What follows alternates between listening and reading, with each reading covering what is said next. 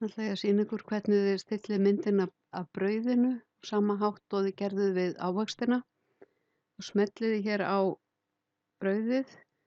og setjum töflunet, insert table, convert text to table og við smellum á, höfum haka við paragraphs og autofit to contents. Og við förum hér í layout, haka hérna við view gridlines, properties, tökum ramman af, við þurfum að gera það áður, það þýðir ekki að stilla leguna fyrst og síðan að taka ramman af, ekki á þennan hátt. Og við ætlum að hafa vinstra megin og láta hana ryðja textanum frá sér. Þið sjáið á blaðsíðu D12 hvar staðsetningin á að vera svona nokkurn veginn og ég segi ok hérna.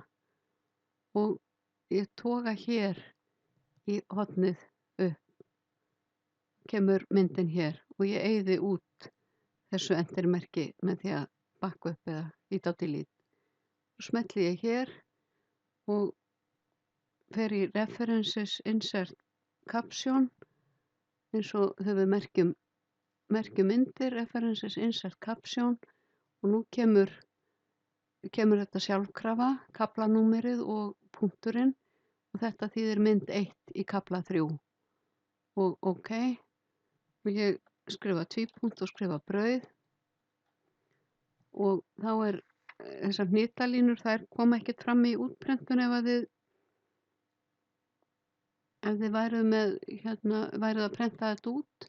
en ég ætla að miðja þetta lárétt og lóðrétt í töflunetinu, í hólfinu og það geri ég hér í layout og smelli hér og stíllinn á myndamiðanum eða caption það eins og þið voru búin að breyta stílnum þannig að þið þurfið ekki að breyta aftur það bara komið að því að þið breyttuð stílnum og síðan önnur mynd kortmeti og við smellum á hana hérna og við gerum það sama insert table, convert text to table, haka við paragraphs, autofit to contents ok, og ég smelli hér og fer í layout, properties, tek ramman af og hún á að vera hægra megin, þannig ég vel right og around og ok og svo dreg ég hana hingað, með bendilinn hér og ég smelli hér á, references, insert captions, ok, tvípunkt, kortmeti og í layout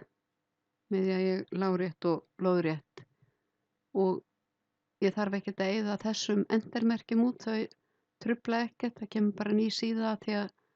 næsti kafli með heading 1 þannig að nú ætla ég að vista.